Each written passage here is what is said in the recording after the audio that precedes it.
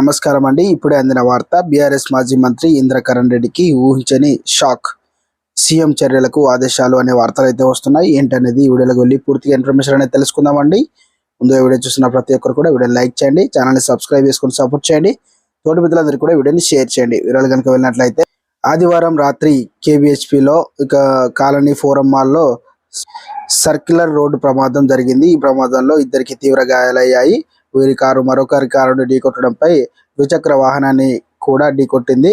Bike నడుపుతున్న అతనిని ఎడమ కాలు ఫ్రాక్చర్ కాగా వెనకాల కూర్చున్న వ్యక్తి తలకు గాయమైంది. బాధితులు ఫిర్యాదు చేసి కేసు నమోదు చేసి పోలీసులకు విచారణ చేపట్టారు. మాజీ మంత్రి ఇంద్రకిరణ్ రెడ్డి మేనల్లుడు అగ్రజ్ రెడ్డి మద్యం సేవించి కారు నడిపినట్టు తెలుస్తుంది.